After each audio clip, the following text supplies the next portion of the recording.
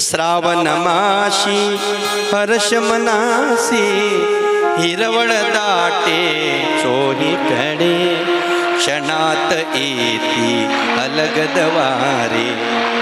असे गाणे होते पहिले. श्रावण महिन्यावर गाणे प्रसंगानुसार गीत होते पहिले आणि मस्त माणसाला चांगलं वाटतं. संप्रदायातील प्रसिद्ध YouTube चॅनल विठ्ठल भक्ती. मग आपल्या आवडत्या YouTube चॅनलला सबस्क्राइब करायला विसरू नका. भगवान कृष्ण परमात्म्याला राहायचे नाही मथुरेत, कारण तिथं अहंकार आहे. मथुरा हा शब्द तुम्ही उलटा वाचा, राथोम शब्द तयार होतो. त्याच्यातला मधातलं जे अक्षर आहे ते बाजूला काढा. थू बाजूला केलं की राम शिल्लक राहते. राम म्हणजे परमतत्व, थू म्हणजे अहंकार. पण कंस विचित्र माणूस आहे. माणूस सगळं सोडायला तयार आहे पण अहंकार सोडायला तयार नाही. त्यानं नातेवाईक सोडले पण हेकडपणा नाही गेला. अहंकार नाही सोडत तो. कंस अहंकार सोडत नाही म्हणून देव मथुरेत थांबत नाही. नाही तर देवकी वसुदेवाच्या पुढे आल्यावर मायबाप सोडून कोणी जात असते. भगवंतानी वसुदेवाला सांगितलं मला इथं राहायचं नाही, मला इथून उचला.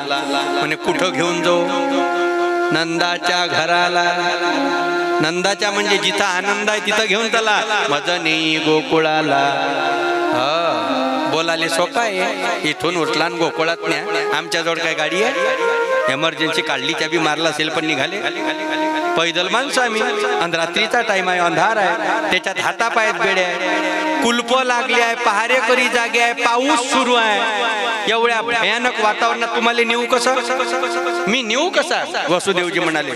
कृष्ण म्हणाले ह्या मी बाजू न करा, पहिले मी बाजू न करा, मले डोक्यावर उचला, बस बाकीचं मी पाहतो.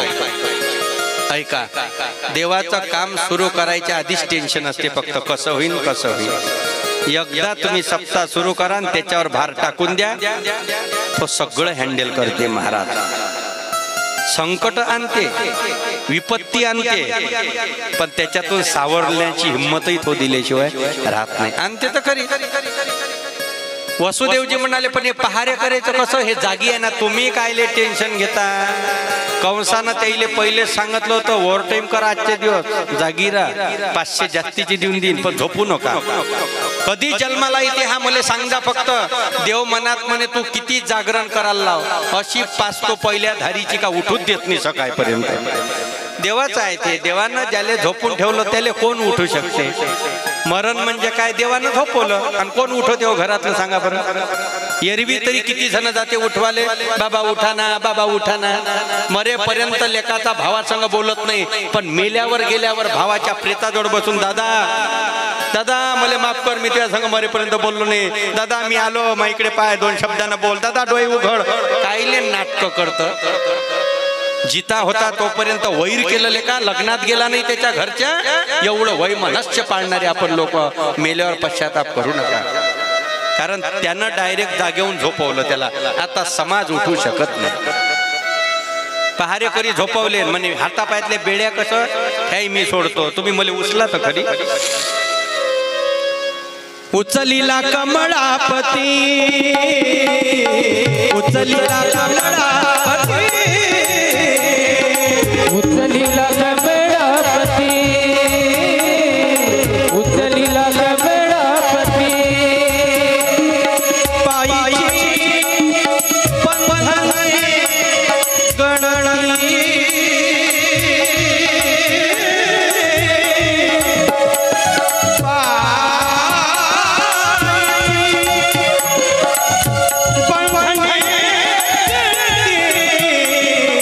होता कृष्ण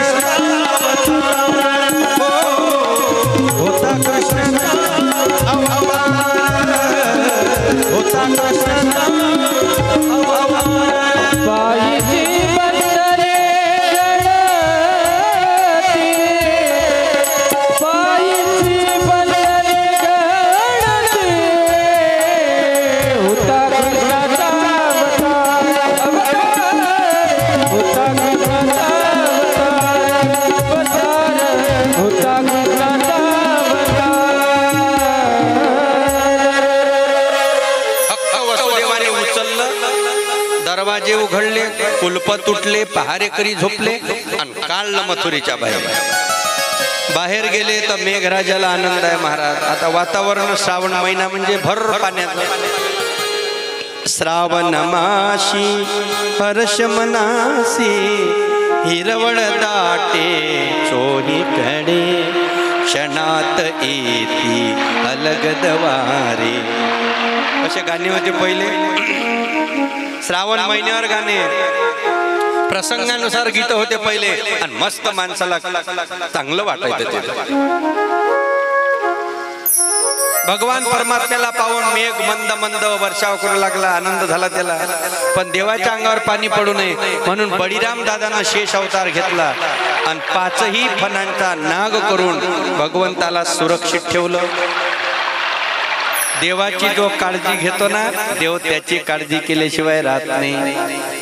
द्रौपदीनं फक्त नुसतं एका बोटाला चिंदी बांधली तर हजारो लोकांच्या सभेत तिचं चरित्र झाकलं. त्यानं घेते तो काळजी तशी घ्या लागते त्याची. रिटर्न देते तो ठेवत नाही उष्ण कोणाचं. नंतर त्या शेष भगवंतानी छत्री धरली यमुनेत पोचले. आता यमुना म्हणजे देवाची स्वामिनी आहे. यमुना म्हणजे भक्तीचा प्रवाह. जसं वसुदेवानी यमुनेत पाय टाकला तर तिले वाटलं आता मी दर्शन घेतो. माझ्या जवळून चालला मी दर्शन घेऊ नये. आपल्या गावात कथा असली कार्यक्रम असला का आपल्याला ऐकायचं सुचत नाही. आणि तिकडे हजारो किलोमीटर असला का इथून तिकडे ऐकायला जाते लोक. अरे गावातली गंगा टोंगायले सांगा असं करू नये. घरच्या वावरातला हरभरा किती चांगला असला तर तो गोड लागत नाही. पण रस्त्यानं दुसऱ्याचा दिसला का 2-4 डाकोळे उफळण्याची बुद्धी झाल्याशिवाय राहत नाही. ह्या स्वभावच आहे ना माणसाचा. आता याच्यावर लय प्रमाण देऊ शकतो मी. घरचा डॉक्टर किती पॉवरफुल असला तरी घरच्या लोकांना त्याची गुई मानत नाही. बाकीचे पेशंट त्यानं किती दुरुस्त केले असते पण घरचे काहीच नाही मानत. घरचे बाहेरून औषधं घेऊन येतात. तसंच आहे ते. जवळ असणाऱ्या व्यक्तीचा आपल्याला महत्व समजत नाही ना. सूर्य रोज सकाळी निघते. कोण एवढ्या आवडीनं त्याची पूजा करते, कोण पाणी टाकते, कोण गंध लावते त्याला. आणि चंद्र महिन्यातून एकदा निघते बिजेले तर आरत्या घेऊ जाते बाया कोर पाहले. कोण का एकदा निघते ना तो. रोज मरे त्याले कोण रडे अति परिचयात अवज्ञा. पण विचार करा सूर्यानं जर ठरवलं का 4-5 दिवस मी निघतच नाही काय करा ना काय तुम्ही. किती बॅटऱ्या लावून वळद मध्ये. सूर्य आहे तर शान आहे. आम्हाला निबंध होता पहिले सूर्य सुट्टीवर गेला तेव्हा काही समजे नाही एवढं. आता समजते तर निबंध लिहून फायदा नाही. तेव्हा समजत नव्हतं तर ह्या निबंध येत होते. मी पंतप्रधान झालो तर मी सरपंच झालो तर फक्त तेव्हा असा निबंध नाही. मी भागवतकार झालो तर मी कीर्तनकार झालो तर नाही. हे असं नव्हतं तेव्हा. यमुनेला वाटला आता जवळून चालला म्हणजे आहे त्या वयात आनंद घ्या भक्तीचा. नंतर एकदा हातपाय थकले का काही होत नाही. हो इच्छा असून मंदिरातही जाणं होत नाही. इच्छा असून आरती घेणं होत नाही. मनाची इच्छा असते इथून पण आरती धडाची म्हणता येत नाही. तोंड फिरवते ना देव. तोंड फिरल्यावर कुठं जमतं डोकं कळता डोकं हळता. चुप राय जसा आहे तसाच राय. सारखं तोंड होतं तर लहान कुटाणा केला काय तुझ्या गावात. तोंड सरळ होतं तर सारखा बोलले नाही. आता फिरवलं तर आरती म्हणतो. हे पंढरपूरच्या घाटावर जे बसणारे काही लोक आहे कशी विचित्र अवस्था हो. आता आपल्याला दया येते हा भाग वेगळा पण हे कर्म आहे मारा. पूर्वजन्मी पाप केले ते म्या बहु विस्तारे. या जन्मात हात दिले टाळ्या नाही वाजवल्या ना मग देव तिथं पाठवते. कुठं पाठवते. चंद्रभागेच्या तीरावर. आणि तिथं बसून मग मागा लागते विठ्ठला मा बाबा. असंच होते मग ते. म्हणून चांगले दिले ना मस्त मुक्तपणानं भजन करायचं. कान दिले ना मस्त ऐकून घ्यायचं भागवत कीर्तन.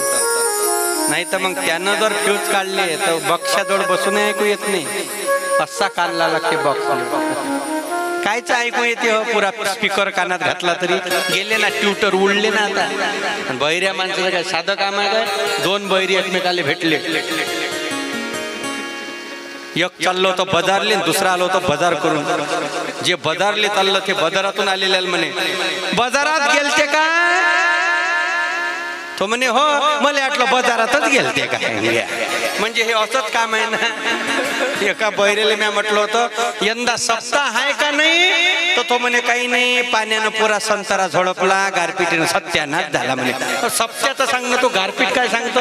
म्हणजे हे कसं आहे, अंधार गेलो बैऱ्यापाशी दिवस निघाला हिवरापाशी. म्हणून तोंड आता चांगला आहे, भजन करता येते. नाही भजन तर चांगलं तरी बोला, नाही तर मग देव गुंडी फिरून देते. मुका झालो झालो वाटा गेली, मुका झालो झालो वाटा गेली, मुका झालो झालो वाचा गेली, मुका झालो झालो वाचा गेली, झालो वाटा गेली, मुका झालो वाटा गेली, मुका झालो वाचा गेली, मुका झालो वाचा गेली. होतो पंडित महाराणी, होतो पंडित महाराणी, होतो पंडित महाराणी, होतो पंडित महाराणी.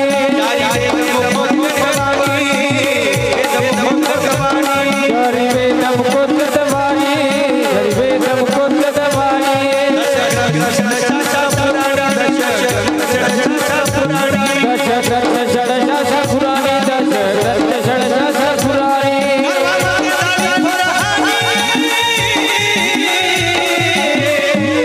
मुका झालो झालो झालो वाटा गेली, झालो वाटा गेली.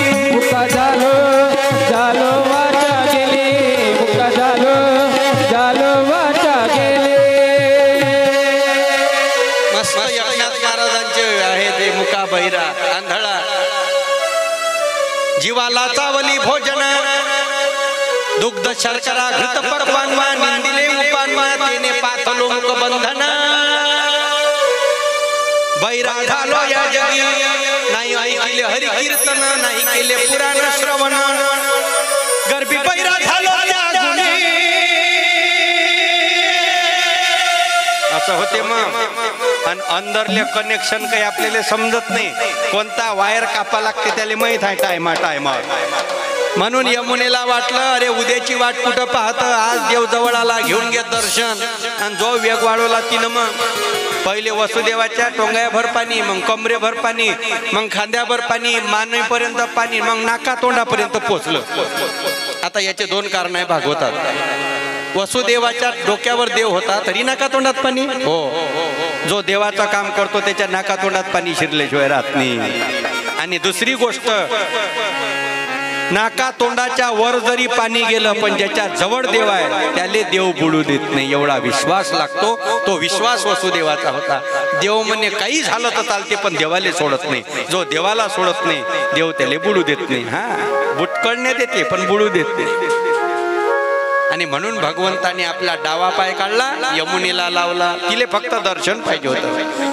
दर्शनाने तृप्त झाली, वाट दिली, देवाला नेलं गोकुळात. इथून उचलली माया, ते आणली मथुरेत. तेव्हापासून लेकरं पलटवा पलटवीचे कार्यक्रम सुरू झाले. म्हणजे इथचा पोरगा उचलला मथुरेत नेला, गोकुळात नेला, गोकुळातली पोरगी उचलली मथुरेत आणली. कृष्ण गेला तर या कानाची खबर त्या कानाले नाही. आणि जशी माया मथुरेत आली तर पार लेकरं पाखरं पुरी मथुरा जागी झाली. रडलीच तेवढी. ते कृष्ण म्हणजे परमार्थ, माया म्हणजे प्रपंच. ज्याच्यात गोंधळ नाही तो परमार्थ असतो, आणि गोंधळाशिवाय तो चालत नाही, त्याला प्रपंच म्हणते.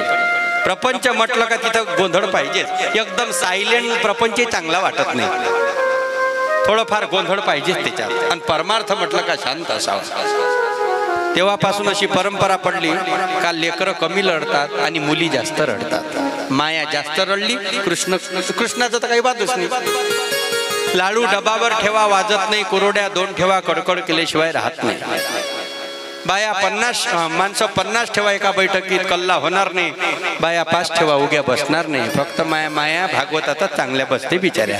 नाही तर पहा तुम्ही गोष्टी पहा. मग पंक्तीतही तसंच आहे. आपल्या 2 उठून जाईल, त्याची एकच नाही उठत. याचा अर्थ जास्त जेवता काय तुम्ही? नाही. गोष्टी एक गाज घेतला का 10 गोष्टी. बरं कुठून येते काय येते त्याचं त्याईले माहिती. काय तयार आहे डिक्शनरी का काय? 2 बाया एकाच जेलमध्ये एकाच रूम मध्ये एकाच शिक्षेची म्हणजे गुन्ह्याची शिक्षा भोगत 20 वर्ष राहिल्या. आता एका खोलीत 20 वर्ष किती गोष्टी झाल्या असून तरी सोबतच सुटल्या जेलातून, तरी ते दुसरीले म्हणे राहिलेल्या गोष्टी नळावर करू म्हणे उद्या.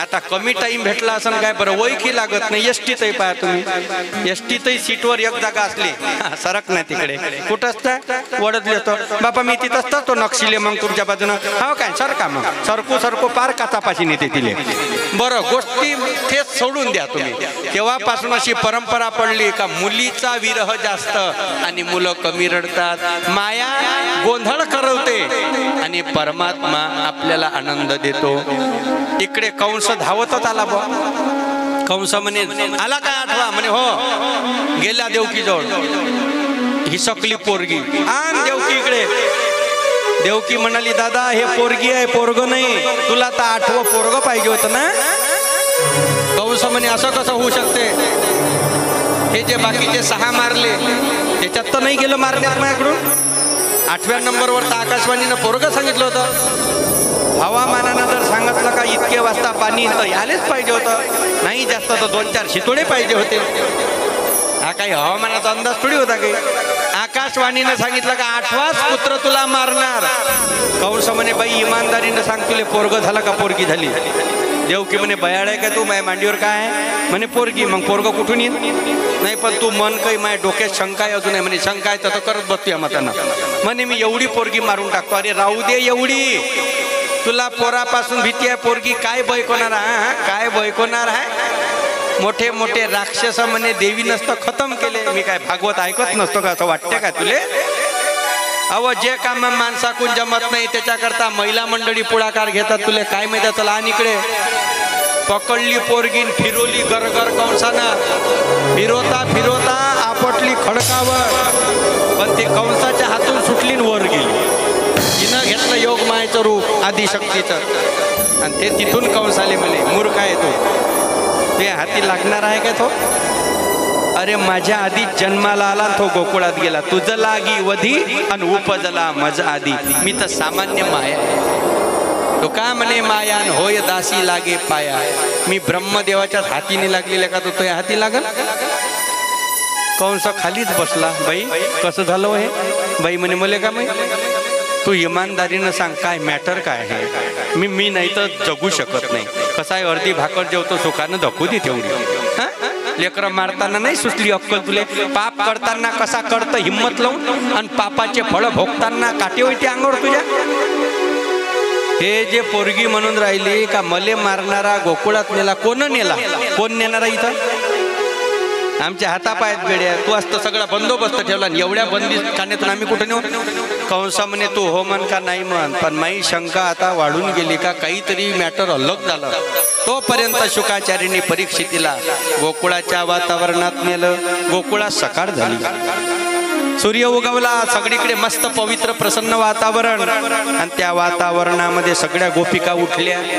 उठल्याबरोबर गोपिकांचा काही नियम होता आरशाजवळ जाणे आहे ना भांग करणे आणि मग मोबाईल घेणे आणि रात्रभरात जमा झालेले मेसेजचा रिप्लाय देणे नाही नाही नाही नाही गोपिकांचा पहिले नियम उठला की कृष्णाचं ध्यान करणे गाईच्या गोठ्यात जाणे शेण घेणे त्याचा सडा करणे आणि पूर्ण परिसरात सारवण टाकणे कोणी सारवण करून राहिल्या कोणी लेकराले दूध पाजून राहिल्या कोणी सासऱ्याची सेवा करून राहिल्या कोणी घरातले कामं करून राहिल्या तेवढ्यात एक गवळण धावत आली तिले बातमी समजली होती गवळण सांगे गवळण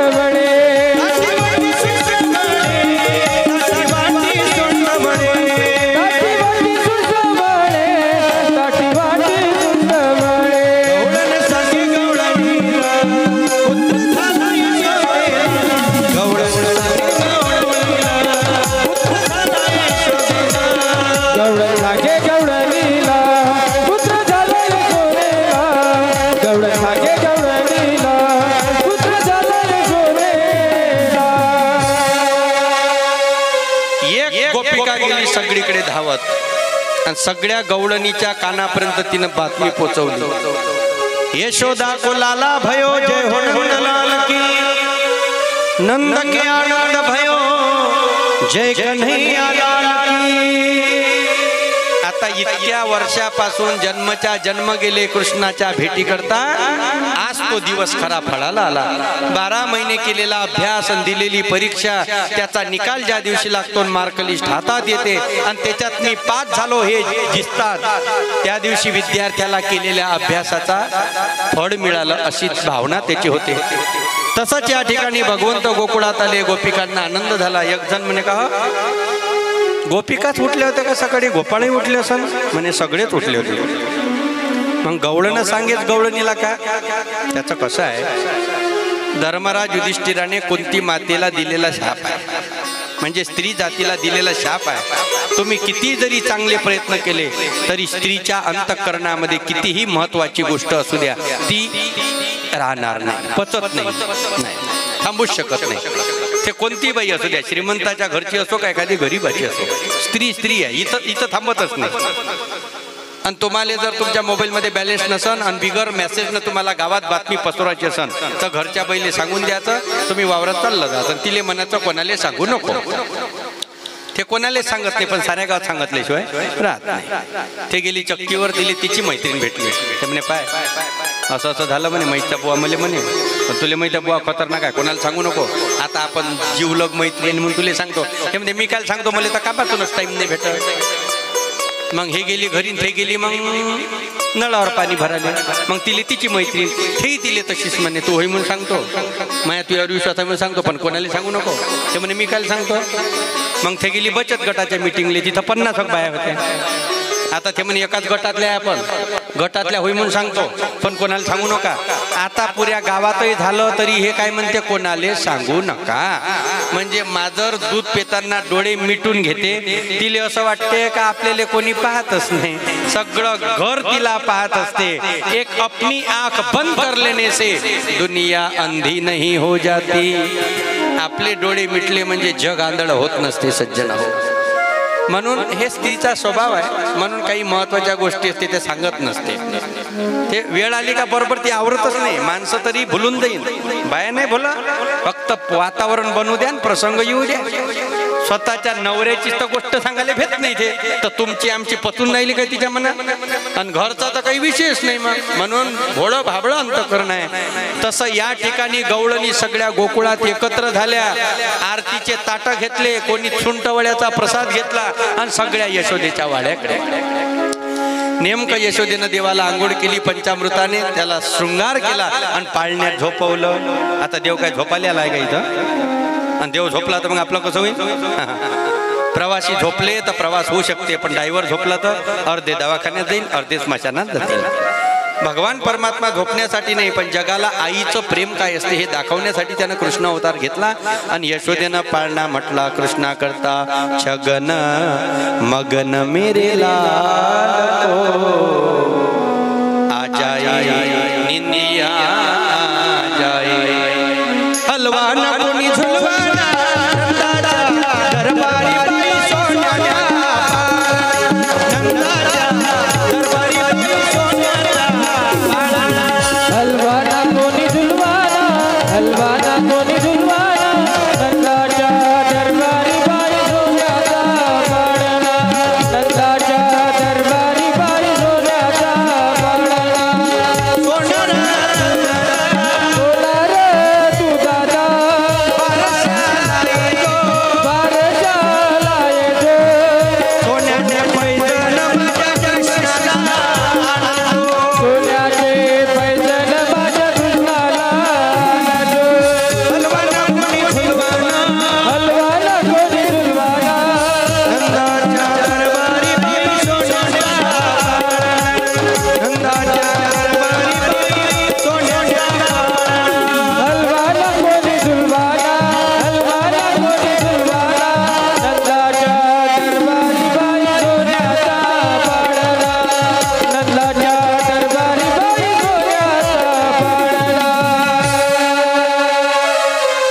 सोनियाचा पाळणा रेशमाची दोरी,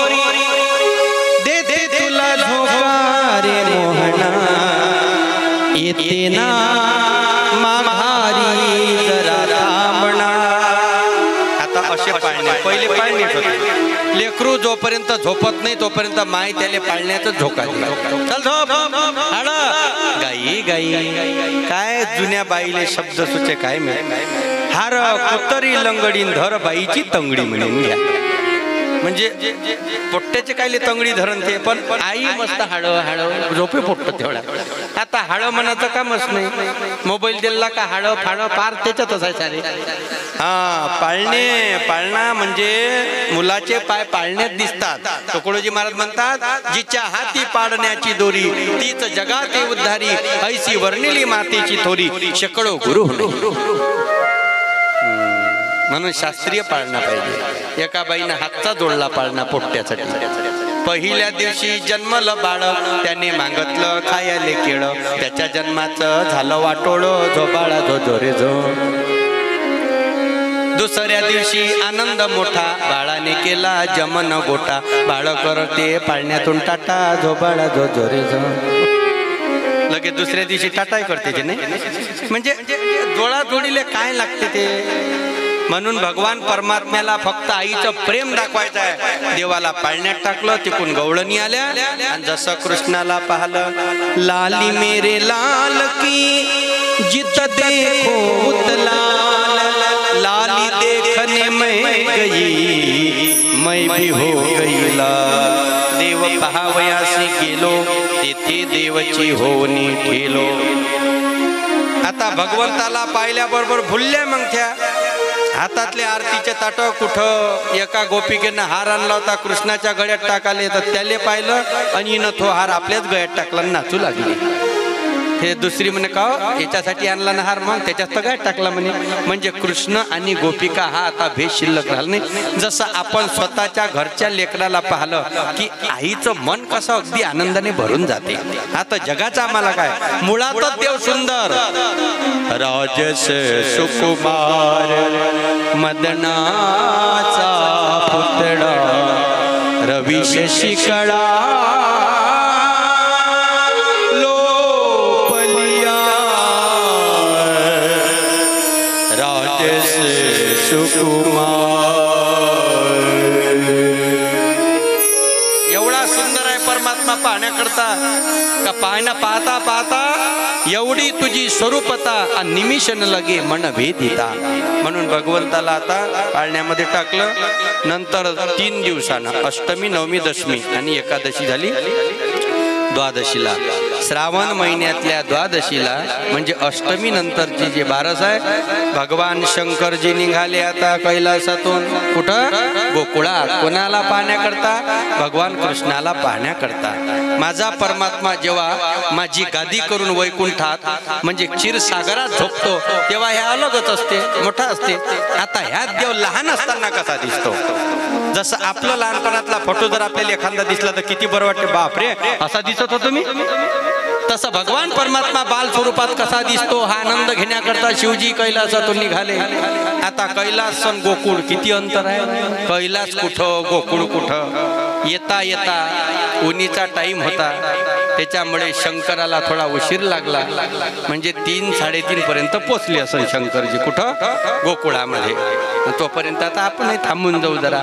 मग भगवान परमात्म्याच्या एकदा चरित्र खोळ्या सुरू झाल्या. मग देवाला आवर घालणं कोणाच्याच बसची गोष्ट नाही. म्हणून भगवंताच्या बालचरित्राचं वर्णन आपण दुपारी करू. नंतर भगवंताने सवंगडी एकत्र करून जी धर्माची प्रतिष्ठापना केली त्याच्यामध्ये 2 चरित्र फार महत्वाचे आहेत. एक म्हणजे गाई चारण्याचं आणि दुसरं गोवर्धनाचं. काल्याचा प्रसंग आहे तो आपण शेवट पाहतो. पण धर्म संघटना करता गोवर्धन म्हणजे भक्तीची प्राधान्यता भक्तीचं नूतनीकरण. म्हणून गोवर्धनाच्या निमित्ताने दगडातही ईश्वर असतो फक्त भाव शुद्ध असला तर. आणि गाईचं महत्व हे चरित्र देवानं केलं. म्हणून येताना माऊल्या मंडळींनी आपण आरती घेऊन या. एक एक वस्तू घेऊन या पदार्थ मस्त काही या ना. आता आलो बोंडा तर होणार नाही वेळेवर. पेढा ना होते ना होत कोण नाही तिकडे नक्षून घेऊन या. मस्त 56 प्रकार. आता मला थोडी खाल पाहिजे ते पुरे पदार्थ एकत्र करायचे आणि तेच पदार्थ स्वतः आपण प्रसाद घ्यायचा.